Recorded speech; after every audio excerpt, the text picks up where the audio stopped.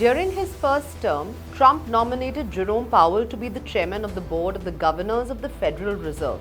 Now, Trump is back for a second term. And among the whole tariff chaos and trade wars, he had a plan to fire Jerome Powell, the same man he trusted years before. So what turned the tide? Why is the US president at loggerheads with the chair of the Federal Reserve, while Trump has come out and said he has no intention of firing Powell? Actions do speak louder than words. Let's look at the whole picture. Before getting into the recent spa, we need to understand that this is not the first time Trump is showing disagreement with Powell.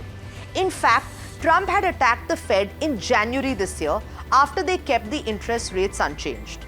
And once tariffs kicked in, Powell warned that it would hit US economic growth and prices would rise for consumers. The next trigger was April 17, 2025, when ECB cut interest rates by 25 basis points. Trump used it to target Powell for not cutting rates. Trump then took to social media and wrote that Jerome Powell's termination cannot come fast enough, saying he is always too late and wrong. But why is Jerome Powell adamant on keeping the interest rate steady when it's putting him at loggerheads with the president? He says he wants to wait for greater clarity before considering any adjustments. But Trump is adamant. He says oil prices are down, groceries, even eggs are down, and the USA is getting rich on tariffs. And some of it is indeed true. Oil prices have fallen since Trump unveiled his tariff regime in April.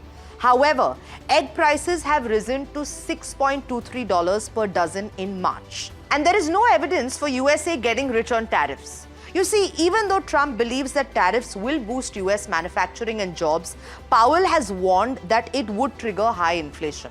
The level of tariff increases announced so far is significantly larger than anticipated, and the same is likely to be true of the economic effects, which will include higher inflation and slower growth. So if the tariffs push up inflation, the Fed may further decide to hold or even raise rates. They also have to consider maximum employment as well as stable prices. But despite the uncertainty in markets, Powell believes the US economy is still in a solid position. And between rising inflation and unemployment, Fed has to consider how far the economy is from each goal. Powell has made it clear that he is ready to defend the US central bank from political pressure. That's why tensions have escalated between the White House and central bank. So who do you think would come out on top of this tussle?